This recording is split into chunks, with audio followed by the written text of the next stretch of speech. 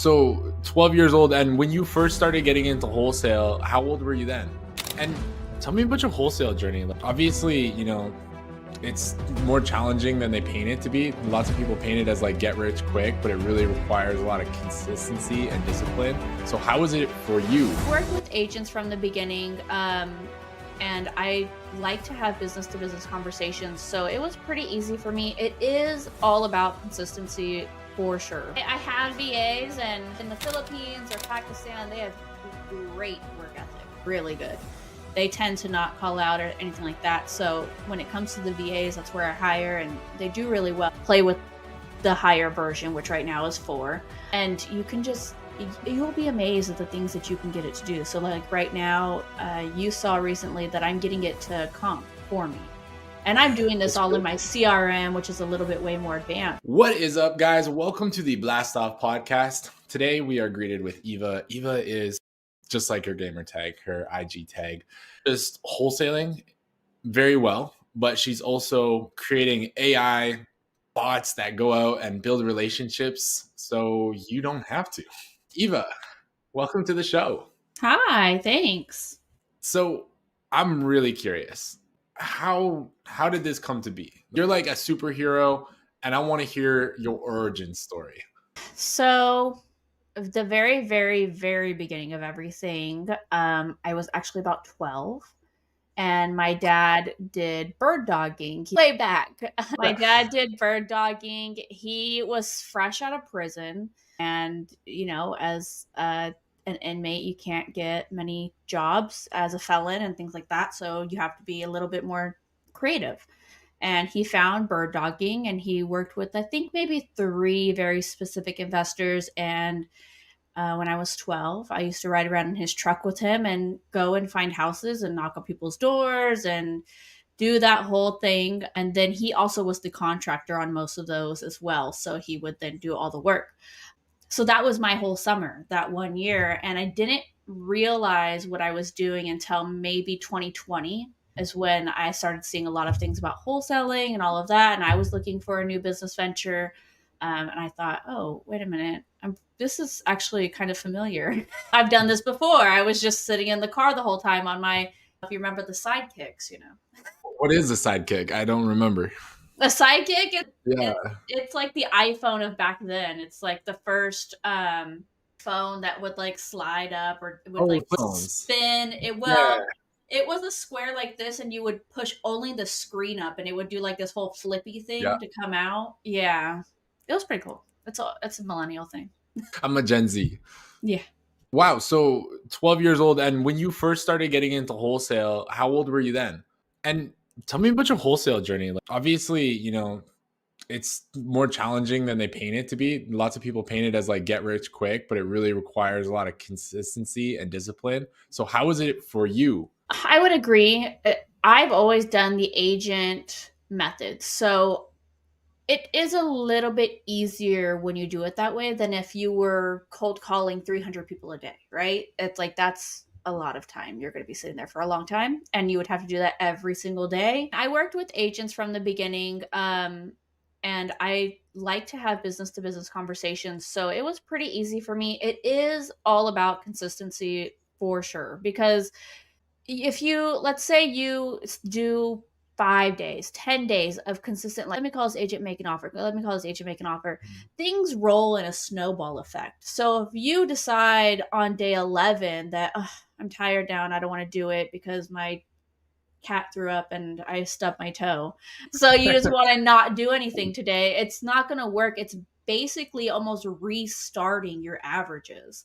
And now you've got to restart again. Now you're back at day 1. You've got to call these people. And realistically, you're not at day 1 because you did create a little bit of momentum.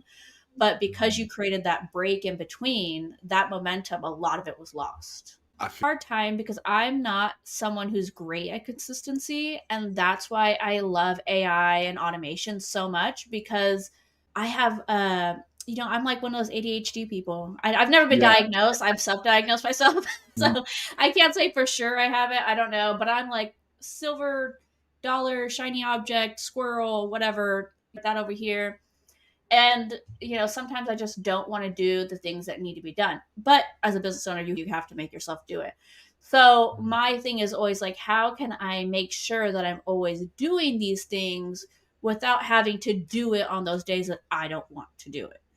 And that's where Mm. I came in with AI and automations. And over the last like 2 years, that stuff has gotten crazy good. And you've really been able to implement that into your business and almost completely remove yourself if you do it, if you get real serious about it. I don't know why everybody in the Philippines or Pakistan, they have great work ethic, really good. They tend to not call out or anything like that. So when it comes to the VAs, that's where I hire, and they do really well. But still, they make errors. I got to go back and correct them. And I will say that going back and correcting them versus going back and correcting my AI is way different. I Yeah, you correct my tell your AI AI one what. time and it's Yep. got it. Like how is it with you and giving a script to an AI, so giving like instructions to an AI and giving instructions to a human? Do you see that similarity? I do. When I give my VAs instruction, I do like a Loom video, and that's just like a screen Mhm. recording. And I'll go through, like, you can do this. This is blah. And it's usually like with something like comping. But you guys cross this road. We can't cross this road, blah. With an I literally just, I have a template, a little PDF that has those rules for my VAs written down. One, two, three, four, five, Mhm. six. I literally copy and paste that to the AI, and the AI gets it. He's like, all right, we can't break these rules. Keep it moving. Da da da. Mhm. And it's done. With AI, I've learned there's certain keywords. If Mhm. you put the word should, they tend to do better than say you should do this instead of you saying do this blah Do blah this. blah. Just do this, yeah. Instead of saying do this, you say you should do this or you should not do this. And for some reason, that keyword gets the AI to work better. No idea why, but but Wow. these are little things No, you learn. I like that. I, Because that gives them options, right? That gives them the option to break the rule if they feel like they have better judgment. If yeah, in a way, if you've played with ChatGPT, I always encourage people to play ChatGPT. It's free, and if you pay the $20 a month, which is nothing, play with the higher version, which right now is 4, and you can just you'll be amazed at the things that you can get it to do. So like right now, you saw recently that I'm getting it to comp for me. And I'm Yeah, doing this it's all in great. my CRM, which is a little bit way more advanced, but you could easily do it on ChatGPT 4. You could go on there and you could give it a prompt that said, your job is to find a comparable for this property.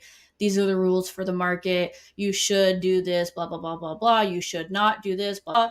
And then put it in there with some images and an address, and it'll go search the web and bring you back some comparables and what it thinks ARV is. And you can cross reference, and if it gets little things wrong, you can figure out what it got wrong and kind of understand why it got it wrong, and then change your prompt and then redo it and then keep going, and then eventually you'll have a perfect prompt that you can put in every time with a new address and different pictures, and it'll just sit there and comp your property for you.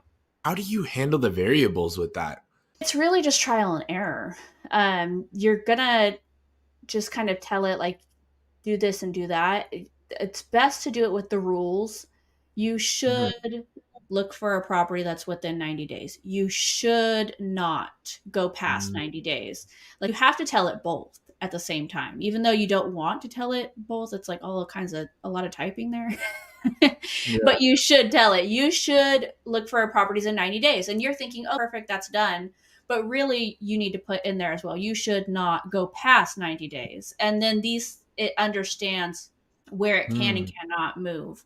And then it'll give you some answers. And then, depending on what some of the answers are, you might need to change some of those rules to get the better So response. it's really that should, right? Like that Mhm. allowing it to break the rules if it feels necessary. Because I thought about that before. Like, how can we create an AI that can comp? Like, because comping is not scientific, it's not like black and white. It's And an give it art form. right. You can't be like has to be plus or minus 250 square feet, has to be within 2,500 square foot lot size, has to be like within 10-year build. Like you can't do that because what if there's like a double square footage lot that's sold next door to it, and that's something that you should be looking at because that's obviously more valuable. So saying that should lets it open up to its better judgment. And AIs are Mhm. obviously smart enough to know that like double lot is more valuable than a single lot. And you can also reiterate that kind of information in the training. So like you would say, if the property has special variables such as a lakefront, you should acknowledge that other properties with a lakefront take priority in comping, or if there's a property nearby that's sold that is twice the lot size. And so the AI will accommodate for that, but you also have to know that at this current time with ChatGPT 4, we're limited on how much it can pull from the internet. So mainly it's going to use Bing. And if you go onto Bing and you do a search, whatever you see in that search is what it sees.